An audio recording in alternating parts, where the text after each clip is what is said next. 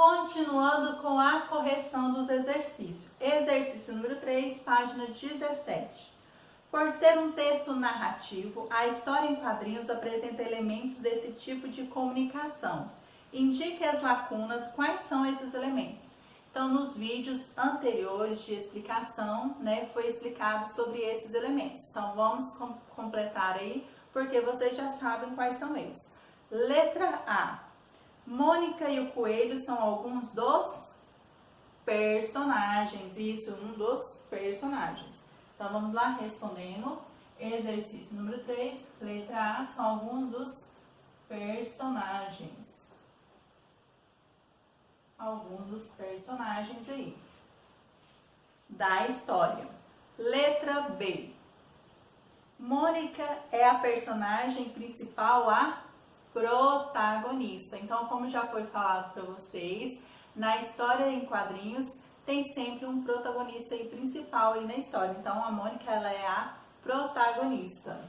Então, letra B, protagonista.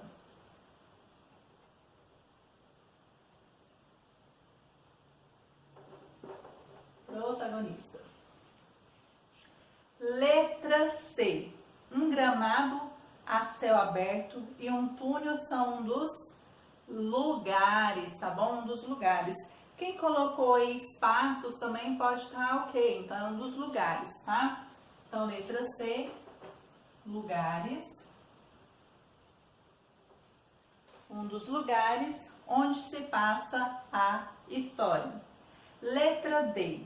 Não há indicações precisas de datas, mas é possível perceber que existe um número limitado de fatos situados em um espaço de tempo. Então, a tirinha, ela geralmente não mostra um tempo cronológico aí no sentido, exato de datas.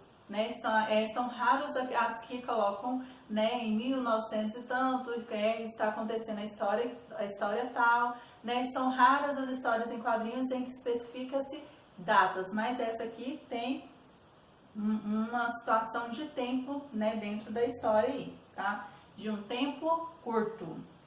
Letra E. O enredo. Então, o enredo é os fatos que acontecem na história. Então, esses fatos, esse acontecimento, até chegar ao fim da história, chama-se enredo. Então, o enredo, letra E, enredo, é a sequência de acontecimentos da história. Letra F. A história não tem um narrador. Então, na maioria das histórias em quadrinhos, não se tem um narrador. Por quê? Porque os personagens estão falando em si, entre si, pelos balões, lá, pelas falas dos balões. Mas sim, é possível sim, ter um narrador dentro da história, em que ele possa estar narrando os fatos, ao mesmo tempo que está acontecendo a história. Mas nesta história em quadrinho, não temos narrador, tá bom? Então, F, narrador.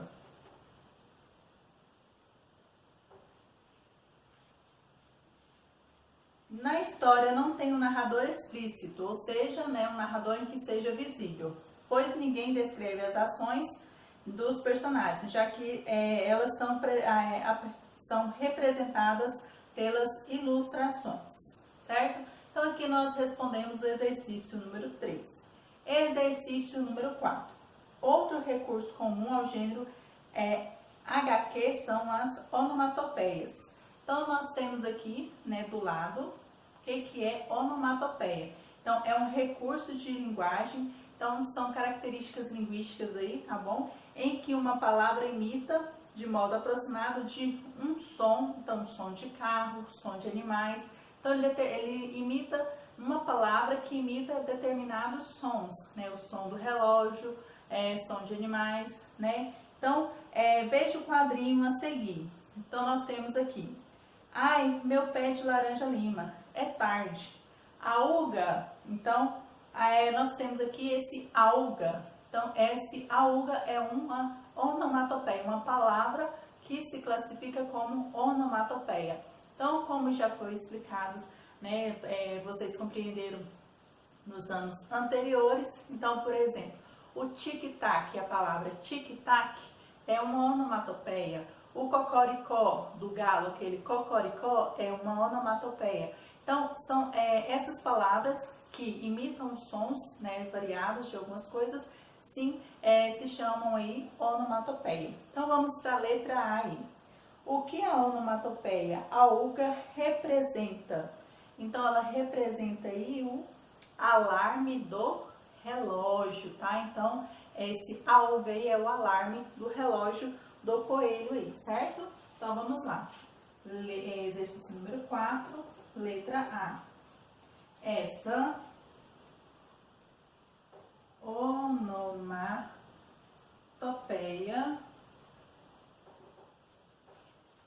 representa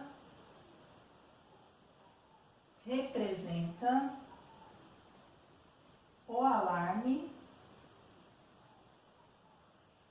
do relógio do coelho, certo? Então, novamente aí, façam mais uma pausa, estarei prosseguindo aí, tá? Com a correção dos exercícios. Vamos responder a letra B, certo?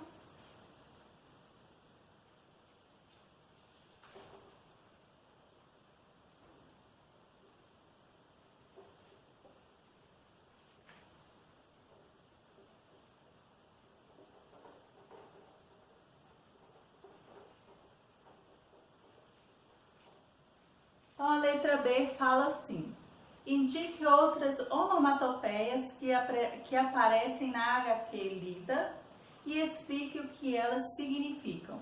Então, quais são essas onomatopeias que encontramos aí? Nós temos a UGA, que representa o som mais alto do alarme do relógio, né, do coelho. E nós temos Kaplof, que representa o som da aterrissagem brusca da Mônica e do coelho no chão. Então, são essas duas onomatopeias encontradas aí na tirinha, tá?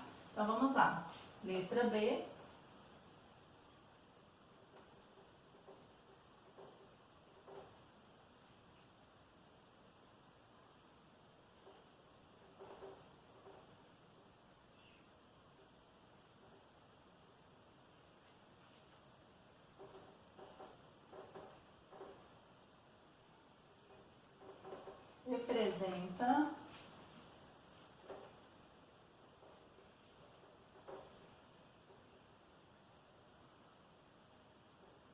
Representa o som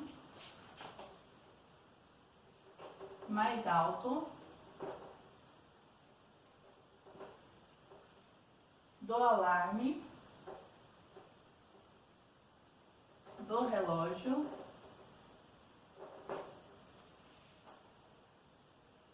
do coelho.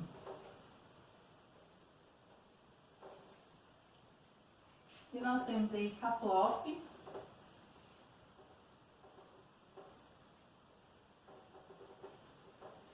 representa o som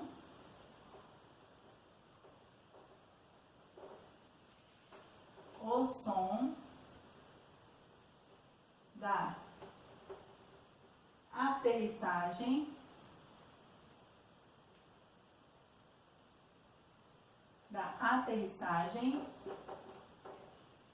brusca da Mônica